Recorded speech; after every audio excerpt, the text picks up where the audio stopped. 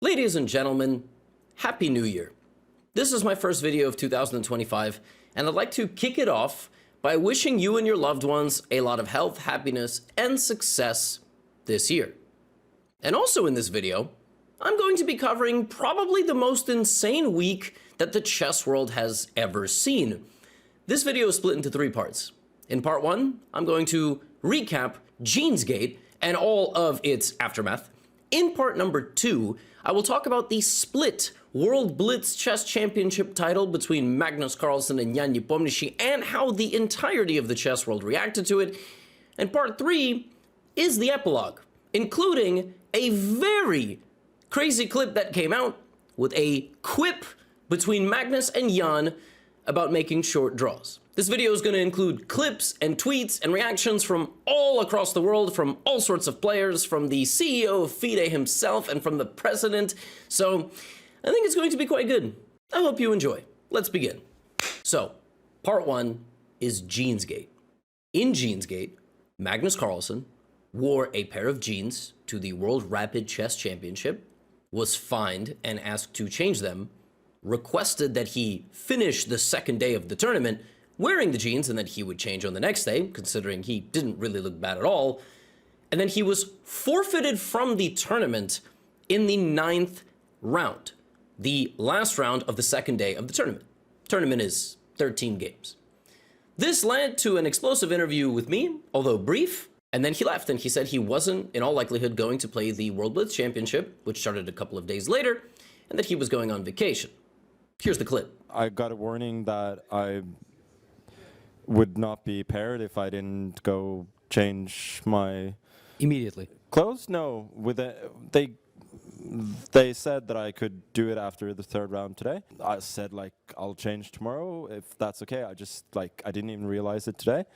But they said, well, you have to change now, and well, at that point it became, a bit of a matter of principle for me, yeah, so here we are. I'll, probably head off to somewhere where the weather is a bit nicer than here, and yeah, that's it. So to be clear, you're not playing the Blitz? Yeah, I don't know what would have to change for that to happen, but no. Right after this, Magnus tweeted OOTD, and for those of you that don't know that acronym, that's a throwback to Outfit of the Day on Instagram. Now, this led to all sorts of whirlwind news coverage around the world, but overall, the majority of folks, something like 75 to 80% from things that I was reading, from different polls that I saw, were kind of on Magnus's side on this one, and they sort of felt like the dress code is an antiquated concept and that players should play in what they are comfortable in. Of course, there were people that said, well, Magnus is not above chess. He's not above other players. He, of course, could have gone and changed. In fact, I asked him about that in a future interview that we did.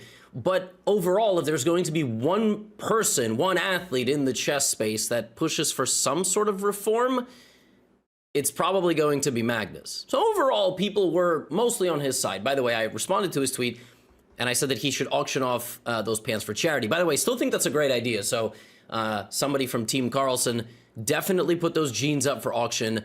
And I think that we could raise a lot of money for, folks in need around the world. But then on December 29th, which is the rest day between the World Rapid Championship and the World Blitz Championship, I got a text message. And it was, hey, Magnus has spoken to the president of the International Chess Federation, Arkady Dvorkovich, and he is likely going to play the World Blitz Championship. We need to do an interview. So I went, and I did the interview with Magnus. And he did announce this. Well, I mean, long story short, we can talk about how it got there, but I am... yeah, I'm playing at least one more day here in New York, and if I do well, another day after that. Really quickly, I'm going to pause here because some stuff has been going around over the last couple of weeks, and I'm kind of annoyed by it, so I'd like to address it. The Take app is a Magnus Carlsen and investor-backed app. It's supposed to be a new way to watch and enjoy chess. but I've been accused of having business interests in it and somehow being a pro-Magnus, pro-freestyle chess propaganda machine. I mean, I get that we live in a time now where it's like, question everything, believe nothing. But that's not true. I'll be totally transparent. I work with the app to help them get off the ground and launch. I don't have any contract with them at this time. I had a microphone in my hands for like 5 to 10 minutes an hour, and I was interviewing players and obviously interviewing Magnus when he came back to the tournament. I've shared my full thoughts on FIDE, freestyle chess in this video, which you can watch after you watch this one, in case you're confused. But I've seen Reddit threads, for example, like, I lost all respect for Magnus, Hikaru, and Levy, where like, I'm just a dude who makes YouTube videos. You know what I'm saying? There's really nothing bigger to it than that. I do two things. I make YouTube videos and I run Chessly, okay? Which is, to me, the best way to learn and get better at chess. And you should check it out if you haven't. If you have, I really appreciate it. That's all I do. So all this conspiracy stuff's gotta go away. Which means now, it's time for part 2. The World Blitz Championship. For the first time in a very long time, the World Blitz got a format change. And it used to be 2 days, and the players just played 21 games. And that's it. Then they crowned a champion. This time, it was 13 games on day 1, and then the top 8 players make it into a knockout on the second day. That happened. There was some drama. I mean, nothing completely crazy, but we got a knockout. In fact, on the very first day of the knockout, we got Magnus Hans, which was pretty epic. Hans took a 1.5 to have lead, but then Magnus roared back. Not only did he roar back, he won, and then he kind of slammed the king on the table and shrugged his shoulders like, what did y'all expect? What did you want from me? Really like an epic moment. And, you know, a lot is going to be said about the fact that Magnus is risking not having a world championship to his name at the end of 2024. He didn't finish the World Rapid Championship because of the genes thing, and he didn't play in the World Chess Championship. Gukesh is the world champion. So it was going to be really interesting to see how he did. And with this emphatic victory, and then a 3-0 steamrolling of Jan Krzysztof Duda, Magnus made it to a final. Not only did Magnus then make it to a final, he won the first 2 games against Jan Nepomniachtchi. And this is important because a few weeks prior in the Champions Chess Tour, they also played in the final. It was Magnus versus Jan, and Magnus won convincingly. So I was waiting for Magnus, and I think the whole world was waiting for Magnus to win the next game, or at least draw it. But Magnus didn't win or draw the next 2 games. In fact, Nepo won, which meant that they play a tiebreak. And this is where the real drama starts. So the World Blitz Championship tiebreak system is basically the players tie the match 2-2, and then they play a 3+2 game, just a typical Blitz game, until somebody wins. It's sudden death. It's basically next point wins. You're at the park with your friends, next point wins. All right? Penalty shootout, extra round after 5, next point wins. Golden goal, next point wins. Win by 2 in tennis, tiebreaker, next goal. Like, that is the system. The women had to do it too. Lei Tingjie and Zhu Wenjun from China. They made 5 draws, and in the 6th game, Zhu Wenjun won. Well, Magnus and Jan drew the 5th game, they drew the 6th game, and they drew the 7th game. And after the 7th game, there was a pause, and after about 5 to 6 minutes, we were notified on the broadcast that Magnus offered to split the World Championship title. And here's a clip of basically how it went down. Would you agree to do a first? Yeah, sure. I can also go to casino.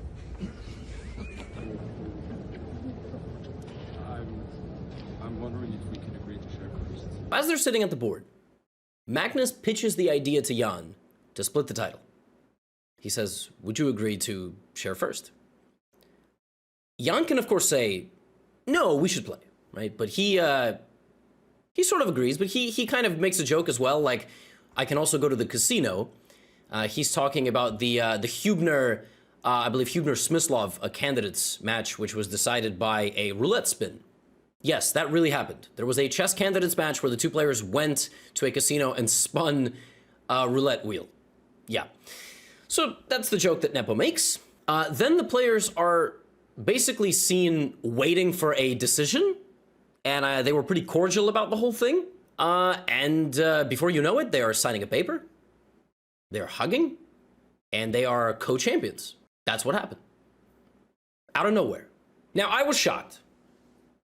My first reaction was, how is this possible? What is happening? Like, I thought it was a prank. In fact, I will even openly tell you, the first thing that I did was I tweeted WTF. And then I responded to somebody who was immediately blaming Magnus for this. And I said, why are you blaming Magnus? Like, Nepo had to agree and the International Chess Federation had to agree. It's not like Magnus said, the title's split now, I'm not playing. Like, and then I deleted it. I deleted the tweet. I deleted it because I felt like I was just engagement farming. I wanted to actually wait a few days, which is what I did, because here we are, to actually make a full statement with the results of everything. I didn't want to make a video like, and then like things come out and now I have to make an update. I was like, it's New Year's, I'm gonna wait. I'm not gonna make some stupid engagement farming tweet. So yeah, I'm being transparent. I deleted a tweet because I just thought it was stupid. But a lot of players reacted. Here are some of them. Hans Neeman said, the chess world is officially a joke. This has never been done in history. I can't believe that the official body of chess is being controlled by a singular player for the second time this week. There can only be one world champion.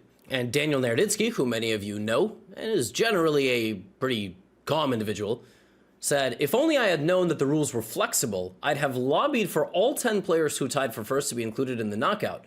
Or if we can have 2 co-champions, why not 10? Alas. Of course, Daniel is talking about the fact that 10 players tied for first place, including him. But he didn't make it to the top 8 knockout because of tie breaks. Because in chess, there are certain formulas to determine who should be ranked above who in a standings, even though you scored the same number of points. You both got 9.5 out of 13, but one of you played stronger players. Or maybe one of you had more wins. Or maybe one of you beat the other. There's different tie breaks. And so that is what Daniel's point was. Here's what Hikaru had to say. I simply don't know what to say. I'm left flabbergasted because when the players came into the event, the rules were very clear-cut about how the tiebreakers were. I myself have been in tiebreakers. I played against Magnus Carlsen in a tiebreaker in the 2019 World Blitz Championship as well, and there was no such proposal. So why now do we suddenly end up in the situation where it is okay, where Magnus can propose it and FIDE goes along with it, violating their own rules which they have set out before the event? I simply don't have an answer to that. I mean, people will be surprised because usually I'm very positive about what Magnus does or says, and I think generally it's good for chess. But this is a situation where I cannot stand with what Magnus has done. I do not think there's any precedent for this when you put out rules about the game itself and then suddenly you decide it's okay, we're going to go home, especially when not that many games were played at the tiebreaker. It is unconscionable to me. I really cannot understand this. This feels like a situation of FIDE getting burned by what happened over the genes, and they suddenly go back on their very own rules. And this was Fabiano Caruana's reaction right after the news broke as he was walking in the financial district with his close friend, Christian Kirilla. Why does FIDE not simply have a clause where after like 4 games, it's just one Armageddon? Or they have a 4-game match followed by a 2-game match followed by Armageddon? I don't, like, what's the issue with Armageddon? How can you have unlimited matches?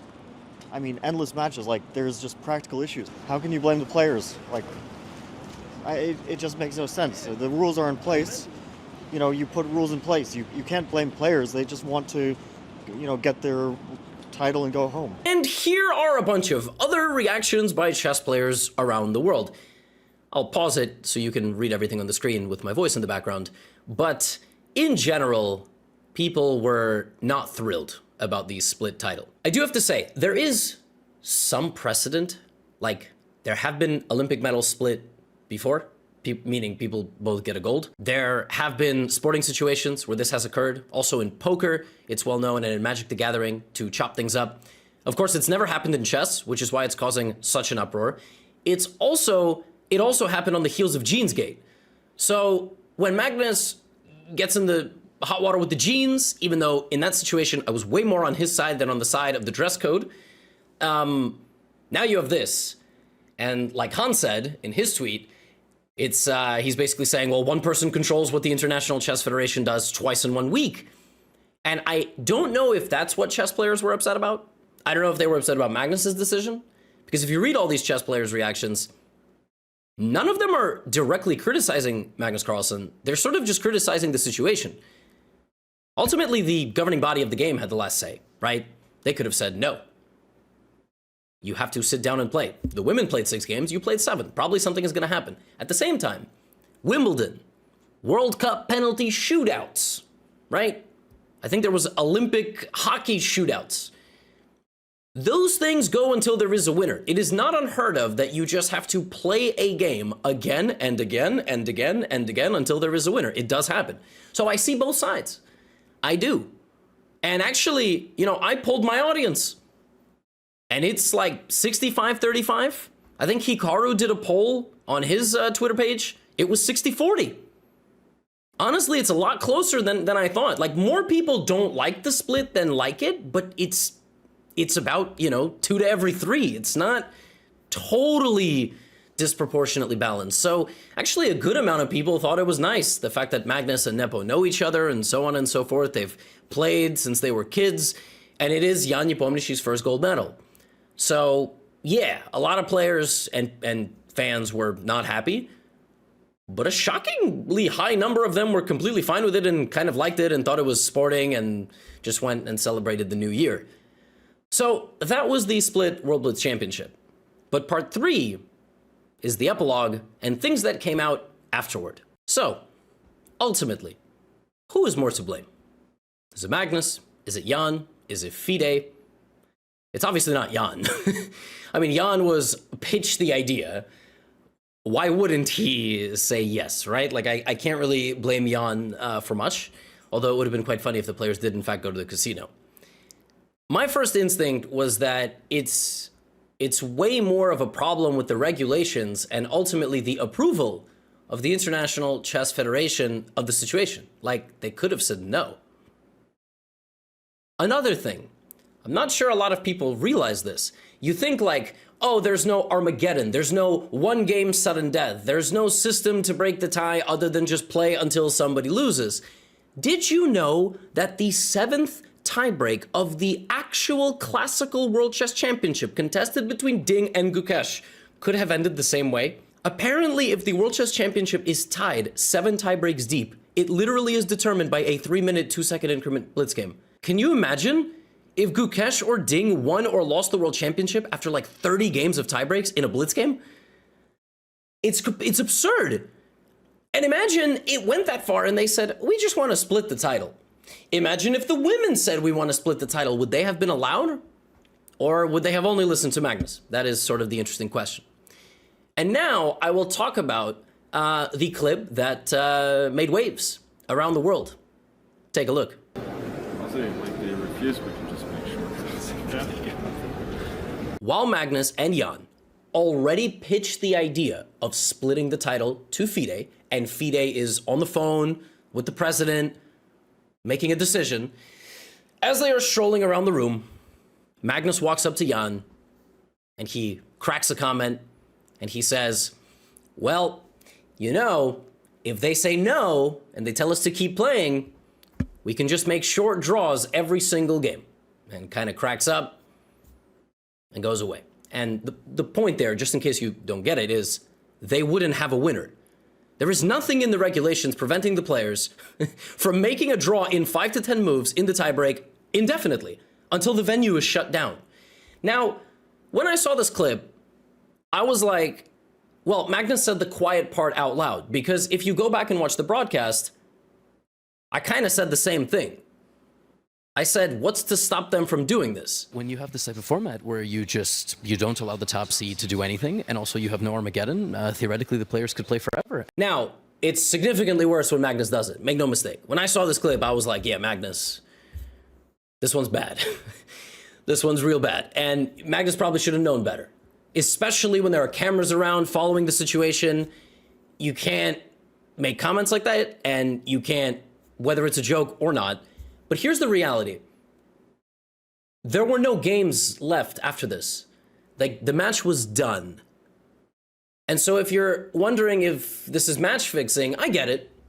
I completely understand. Like, how can you talk about the results of future games before they happen? Luckily, those games never had to happen. Now, if FIDE had denied them splitting the title, and then they went, and then they made a bunch of short draws, yes, this would be significantly worse. Yes, absolutely.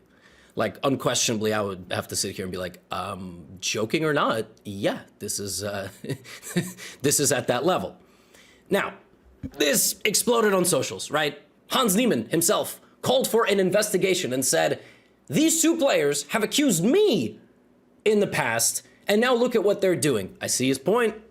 I get it. I'd be doing the same exact thing if I was him, if I'm being totally honest. And obviously there were more comments all over the world. For example, the CEO of FIDE himself, Emil Sutovsky, retweeted it and said, "Goat?" ? And I was like, that's, that's what you do in a personal account. I feel like if you're operating as the CEO of the International Federation, this is not really what you do. But Magnus was critical of Emil, which I mentioned earlier in this video. And he had a lot of choice words to say about Emil. So this is sort of Emil getting him back. Then, and this is why I waited to post this video, then Magnus Carlsen made a statement. And he said, "I've never prearranged the draw in my career. In the video, I'm joking with Jan in a situation with lacking decisive tiebreak rules. This was obviously not an attempt to influence FIDE. It was said in the spirit that I thought FIDE would agree to our proposal. If anything, it was a bad joke given the gravity of the situation. I think the match itself showed two players playing high-level chess, equally matched and both deserving of a win." He's not wrong in that tweet in a couple of points. The last few games that they played were super tense, very, very high accuracy endgames that ultimately ended in draws. Like, despite playing many, many hours of chess that day, yeah, the level of play was quite high. And he obviously was not trying to influence FIDE because he made a joke in private, although it was caught on camera, to Jan. He did not speak to a FIDE official, and as you see in the video that I showed you earlier, another reason why I wanted to wait a little bit to have all the footage come out, they were very cordial. Magnus did not display any influence or strong-arming in pitching the idea of a split title to the international governing body. Then he made that joke to Jan. That was dumb. that was not a good thing at all. And now people are going to say that, yes, he was, that's what they're going to say. I mean, don't shoot the messenger. It's already all over socials. Now, another thing that the CEO of FIDE tweeted was this. "A decision was taken by President Dvorkovich under the spur of a moment, and of course the video appeared much later. I do think it is very bad, though. Too early to say what are the possible consequences." This whole thing is just making me think that there's a pretty clear disconnect in the International Chess Federation between its CEO and its president, because the president seems to have a pretty cordial, respectful relationship with Magnus and I imagine other top players. And yes, Sutovsky does not, as we saw from Magnus's comments, and now we see from Sutovsky's comments right back. And I don't know what that means for the future. And I also don't know what it means if somehow they saw this clip before, like the players are obviously cracking a joke like this. But we do have a resolution, by the way. And actually this morning, as of January 2nd, apparently NRK, one of the leading Norwegian media sites, spoke to the president of FIDE himself, Arkady Dvorkovich. And this is roughly translated from Norwegian to English, but it says, "FIDE president breaks silence, will not punish Carlsen." Now the key quote here is, "The situation is being discussed by FIDE management, but I believe that yesterday's tweet by Magnus was an important contribution to clarifying the situation," Arkady Dvorkovich tells NRK. "Personally, I am not a fan of sanctions. That's about as good as we're going to get. But it seems like neither Magnus or Jan is going to get in trouble, let's say, for that exchange on camera. The truth is, what is supposed to happen?" Like, I really thought about this for a while. I was like, should they be stripped of the title? So who gets the title? Is the title vacant? I've been watching the UFC for a long time. Ultimate Fighting Championship. Most champs keep their title through thick and thin. You got to take them from you got to take it from them in a competitive way. And I'm not sure that this clip, which came out after all their games had already been played, and there were no games played after, is enough to do that. Am I happy that it happened? Like, no. I'm extremely critical of the fact that it happened. Magnus, please. You can't be putting us all in situations like this, all right? Where now all the biggest haters are going to have material, and then it's going to come back to me, and they're going to be like, well, why are you not speaking out? And I'm like, I'm waiting for more information to come. I'm waiting for people to make statements. All this stuff over the last few weeks has really driven me nuts. Like, I'm on Magnus's payroll. I'm like a propaganda guy. I don't know where this stuff came from, but that's the world we live in now. You just point fingers and accuse people of doing random things. And so, folks, that concludes one of the most insane weeks in the history of chess. I was covering it from the sofa in the VIP lounge of the Cipriani location, the banquet hall, 55 Wall Street. And I got to interview a lot of the top players. I got to interview Magnus, Hikaru, Hans Neeman was there. Levon Aronian was a fantastic guest. Daniel Naroditsky, I'm going to forget some names, so I'm going to pause there. But it was a very, very tumultuous time in chess. And to summarize, in Jeansgate, I was more on the side of the dress code should be lifted and the International Chess Federation should probably modernize their standards, because ultimately the chess fans do not care what the players wear so long as they are not in flip-flops, shorts, Speedos, etc. Now, on that side, there I was more on the side of Magnus than FIDE. The splitting of the title, I'm personally not a huge fan. I'm never going to tell top players what to do. I almost would have preferred that they just played it out, and I wouldn't care if Magnus won or lost. Like, I'm a fan of Magnus, but I'm also a fan of like Nepo's chess. Like, if Nepo became a world champion deservedly by beating Magnus, I would have been like, wow, that's pretty epic. Just as a fan, I'm telling you my opinion as a fan of the sport. The stuff that came out afterward, I already sort of explained myself, and I don't think it's good at all. Like, you can't be making jokes like that, given who you are, right? Like in the chess world, and given that it's on the heels of what happened. So we go into 2025 with a very fired up Hans Neeman, a Hans Neeman that gave me 2 interviews at the location there on site and was very different Hans Neeman, a humble Hans Neeman, a Hans Neeman that came prepared to fight for his spot in the top of chess, and a Hans Neeman that is the most vocal and outspoken chess player, whether you love it or not, and kind of wears his heart on his sleeve. No other chess player from the future generation is giving this many interviews, is talking on camera, is drawing up attention to themselves. I will end this video by saying, I could almost get nobody to talk to me from the young generation in New York. Like, think of all your favorite top players. I couldn't chat with them. They were just focused on their chess. And if we're going to have interesting personalities and continue to grow the game past when Hikaru retires, past when Magnus retires, past when all your top players, your favorite players in their 30s right now are going to retire, we need the young generation to give more interviews. They need to be more media savvy. All right, because if we're going to attract sponsors to the game, we're not going to get a Jeans Gate or a Queen's Gambit or a crazy scandal every 6 months. The top of chess needs a better long-term ecosystem. So hopefully they all start putting in their effort to make it happen. That's all I have for you today. Happy New Year. Check out Chessly and get out of here.